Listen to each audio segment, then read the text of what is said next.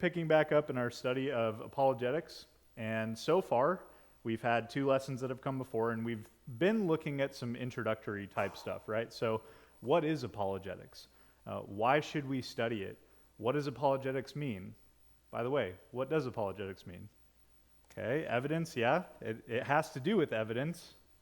Those are some bigger words, but let's just call it a defense. That's basically what Brian said, an argument for something of why you'd be building a case for it. You're giving a defense for something you believe to be true. And so in a Christianity context, apologetics simply means that you're giving a defense for your faith. So that's what we've been studying. And the first lesson we looked at, again, what is apologetics and maybe some evidence for God, and if so, what God? And then we also talked about last time, what is the Bible? Some misconceptions that people have about what it is and what's in it and what is its purpose. And if you weren't here for any of those lessons and you want to catch them, you can go on YouTube, look up Eureka Church of Christ on YouTube, and you'll find our channel. So you guys can watch that if you'd like to go back and listen to them. So we're moving into the next section of our study now, moving past the introductory stuff, and now we're going to be talking about, can I trust the Bible? Is the stuff that's in the Bible actually trustworthy? And so that's what we're going to be exploring, at least for a little while, but from here on out. And so the purpose of our lesson this time is we're going to be evaluating some sources that are outside the Bible, right? Extra biblical sources, which just means outside the Bible. And we're going to be examining them to see if what they say about Jesus and Christianity kind of back up what the Bible has to say about Jesus and Christianity, or does it contradict?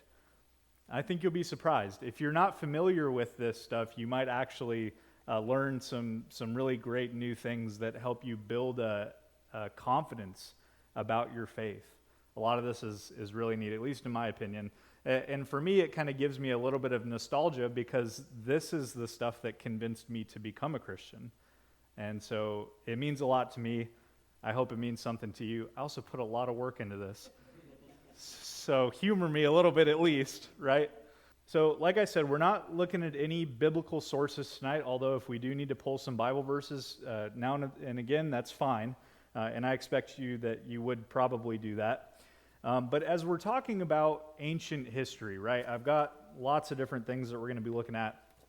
As we're talking about ancient history, what is it that makes anything from ancient history reliable, including stuff in the Bible, but even stuff outside the Bible? What makes any of that reliable? Yeah, multiple things that corroborate one another, right? If just one person, we only have one copy of one thing somebody said, how do we know it's true? Yeah, absolutely. Multiple sources. Yeah, you would hope that the people writing about what happened actually either saw it or lived right around the time period that it happened. One of the examples that people use online often when they're talking about Christian apologetics is they say, well, if you're going to write something about 9/11, the people now would have probably lived through 9/11, so it would be possible to write something that's accurate because you could find enough eyewitnesses to talk about the event. So, same with historical sources as well. You want people that were close enough to the date that it happened. Very good. Anything else that comes to mind? Yeah, if possible, right? One of the really cool things that we have over here at the college is a piece of the Berlin Wall, and so that's a huge testament to what happened over there, right? You like physical evidence, and the more that you have, especially if you can read it, if it's something that's legible, it just gives credibility to what's actually going on. Awesome. Yeah, physical evidence is great. Anything else that comes to mind? Yeah, internal consistency is a really big deal.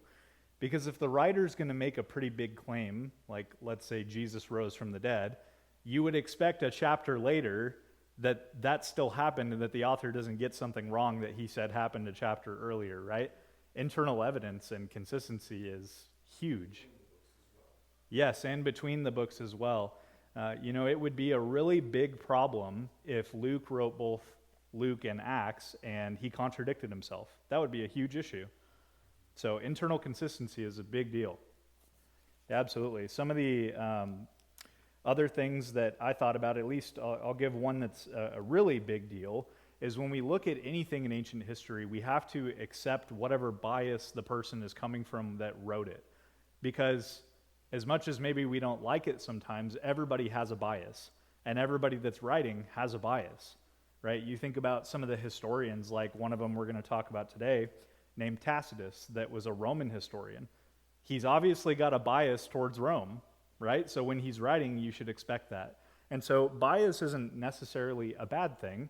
We just have to understand, okay, what is this person's bias, and how might it be affecting the text that we're reading? So those are some good things for us to think about. Some other things that we just need to talk about briefly before we get into, we're going to break into groups tonight, by the way. Before we do that, I do want to say too, the interesting thing to me about the Bible is that the claims that it makes, we would know very little about anything in the Bible if we didn't actually have the Bible.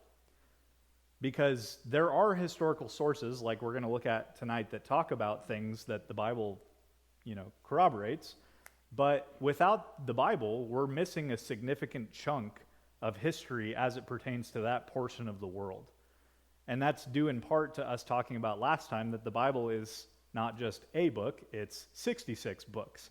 So it gives us a pretty good chunk, right? I mean, it's written by people all over the place, different regions and different authors and different genres, different writing styles. And so all of those things matter in terms of giving us information. But without the Bible, we actually don't know very much.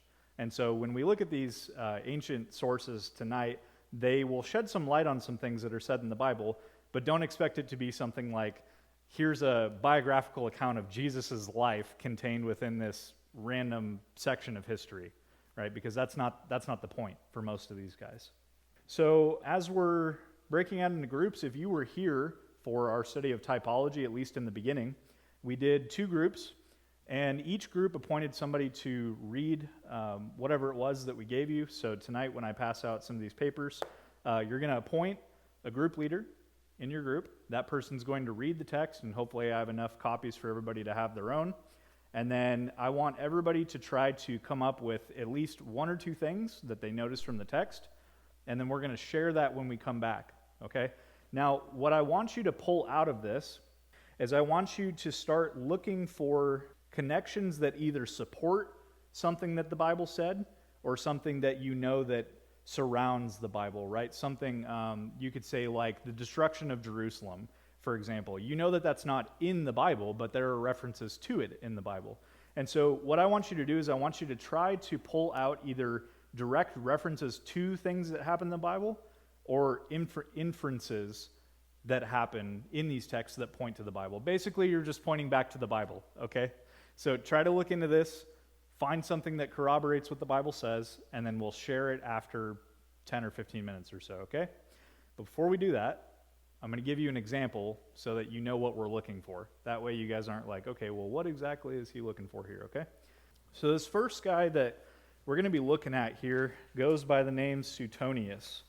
Now, we know a little bit about Suetonius, but to save some time, what you need to know is that he wrote a collection of documents called the Lives of the Caesars. And so in this specific document, he mentions a guy named Chrestus, which I'm sure you can tell sounds like someone you might know from the Bible. But it's a very short mention. It's not very long. So some things that you can pull out of this very short mention here about something biblical is that Suetonius mentions the deportation of the Jews, right? Now, if you know anything about the Bible, actually, I guess you'd have to be kind of keyed in on the Bible here. If you're a good Bible student, does the deportation of the Jews and Claudius ring a bell to anything maybe you've read in the Bible? Yeah, in the book of Acts. It says over in Acts chapter 18 that after Paul left Athens and went to Corinth, he found a Jew named Aquila, and a native of Pontus, recently come from Italy with his wife Priscilla, because Claudius had commanded all the Jews to leave Rome. So boom, right there. You've got an extra biblical source, an outside source of the Bible, confirming something that Luke wrote. It is really neat, absolutely. Yeah, and it's amazing that, when some claim comes up from people that are against the Bible of, well, this never happened, this person never existed, the Bible writers just made that up. then God all of a sudden provides a source that we can find that proves that it happened. I mean, it's amazing. God is just amazing that way. But the other thing that is interesting to me here is that he brings up this guy Christus, which sounds very much like Christ. Now, the interesting thing also with this is that he mentions the Jews, right? But in an early context of Christianity, the Christians wouldn't have been called Christians worldwide. It just wasn't an accepted name yet. And so what you have to keep in mind, too, with the Jews is that Christianity started from a Jewish roots movement. And so sometimes when these writers refer to Jews being Christians, but it just calls them Jews, you have to keep in your mind that they weren't yet called Christians. Okay? So keep that in your mind as well. So that's kind of a basic thing of what we're looking for. If you don't get a whole lot out of it, that's okay. Maybe someone else in your group will. What I really want you to get from this is to know that there are things that back up what the Bible says that aren't in the Bible. So when people say, well, the Bible was just made up, okay, well, what about all these sources that talk about the things that happened in the Bible? So that's really what we're trying to learn here, okay? So I'm going to pass out another paper to you. Levi, if I could get your help again. This time you're looking at a letter. I think I gave you two there, if you want to give me one back. This time you're looking at a letter from a guy called Pliny, like it rhymes with skinny. You're looking at a letter from a guy named Pliny the Younger to Emperor Trajan in about 112 AD. Okay, now this is longer, so what I did for you here is I bolded some of the sentences so that you can try to pull out some of the main thoughts. Okay, now I'm going to give you probably 10 or 15 minutes, and I want you to try to pull out as much as you can as it relates to the Bible or things surrounding the Bible, okay? So appoint a group leader that's going to talk when you come back, give everybody an opportunity to speak, and try to pull out at least one or two things, okay? Hopefully you guys found something. Let's start with this group over here on your left. What'd you guys find? Yeah, meeting on a Sunday and partaking of the Lord's Supper. The one thing I'll say about that is interesting is he makes the mention of it being ordinary food, because the claim back then was that, oh, well, Christians are eating the body and blood of Jesus. They must be cannibals. And so in his findings, he found that, oh, no, it's just ordinary food. They're not freaks. Yeah, it corroborates that the Christians took their message and spread it to the rest of the world instead of just being localized like Judaism was. Yeah, the Romans, as Roman citizens, had special privileges to where they had to treat them a certain way. There's a really funny really funny mention about this in, I think, the book of Acts, where Paul gets beaten, but they don't know he's a Roman citizen. And so when he goes back to them, they're like afraid to come see him because they realize what they've done. And it's like, yeah, so even something small like that has been shown outside of the Bible to be true. It's interesting. Luke didn't just make it up. Okay, very good. Did you guys have anything else you wanted to share before we move on? And it's interesting too because, we think about Christianity and how revolutionary it was, for everyone. Because in Judaism, yes, you could be converted if you were a woman, but you were not afforded all the special rights and privileges that men were. And so in Christianity, it's really neat because all Christians are equal, right? And so for Christian women to be presented with the gospel was revolutionary for that time. And so he's even saying, man, everybody's in danger of this superstition spreading to them, all people of different classes. And there have been plenty of accusations over time. Well, Christianity is just a poor man's religion, and nobody would accept it if they weren't poor, because only the poor, it sounds good to them and nobody else. Well, history has proven to us that there have even been people that were in those early centuries that converted that had lots of money. So, yeah, very, very good job. Yes, and high positions. Yeah, absolutely. Okay, did you guys want to share something over here and then we'll move on? Yeah, did you notice that it specifically says, too, that they sing hymns to this figure, what did they call him? Did they call him Christus or Christ? They call him a hymn to Christ as to a God. It's an option, at least. He is a God that you can worship and sing to. Yeah, as if they're singing to a God. But what does that mean the Christians believed? They believed Jesus was God. Yeah, absolutely. Yeah, there's a couple other things that were mentioned. Of course, we're familiar with the ideas of presented in Revelation of people leaving Christianity, following these false gods, and using incense and wine to offer to the image of the emperor. And then also, it mentions two deaconesses, which is very strange to us. But nonetheless, it's there. So maybe you want to do some more study on that on your own. Awesome. You guys did great. Let's do one more if we have time. Maybe we'll go like 5 minutes over. This time, we're going to look at a guy named Tacitus, who is a Roman historian. Now, he's a pretty credible source on Roman history. And in this specific section, he's writing after Rome has been set on fire. Okay, now there was a rumor that started with Rome being set on fire that Nero was the one that did it. Okay? Now, whether or not Nero actually set the fire is not known, but that was at least the rumor. Now, Nero came back to his palace or his house once the fire had gotten far enough, and Nero tried to do all these things to bring up the morale of the city, but it wasn't enough to quench people's idea, basically, that someone had ordered Rome to be burned. They couldn't just think that it was by accident. At least the rumor wasn't that way. And so in order to put the guilt on somebody, Nero put the blame on the Christians. And so the Christians ended up being burned and tortured and eaten and torn apart and even lit on fire in Nero's gardens, where you get that famous mention there. I'll go ahead and read for us. We'll share just for a couple minutes. This section's shorter, so it shouldn't take us as long. And then we'll come back and mention a few things, okay?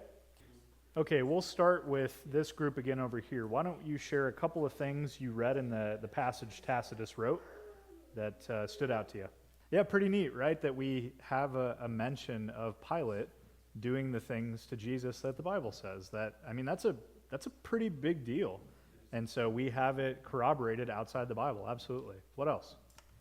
Yeah, and he mentions that the sect began there, right? And so that just shows that, again, Christianity started, its Jewish movement started where the Bible said it did. Yep, exactly. Well, and now that we have the ability to share information like we do, it's a lot easier to debunk certain things like that. And that's what I was saying earlier, is that, as we get further along, we actually get closer to the facts, even though we're further away from when those things happened, because technology is better, so we can dig up these things and preserve them easier. Those were just some examples of the historical sources, okay, that basically corroborate what's in the Bible. I'm going to give you some to take home, some other ones that we could spend a whole nother class reviewing if we wanted to, but because we just need to move on and continue to cover other stuff, you can look at it on your own time if you want. Few of the other examples that we know are definitely more biased towards a religious view would be both the Gnostic writings and the Apostolic Fathers. We're going to look at those closer to the back end of our study of apologetics, okay, when we're looking at all the different religious views that are out there. So we will cover that stuff, just not anytime soon, okay? Now, these last three sources that I'm going to give you, two of them are Jewish, and one is I think a Christian source. The Talmud is definitely a Jewish source, and if what the Talmud says about this guy named Yeshu, which some people think is Jesus, if it is Jesus that they're talking about, it's not very nice. It actually says some pretty disgusting things about what they believe about Jesus and where he's currently at.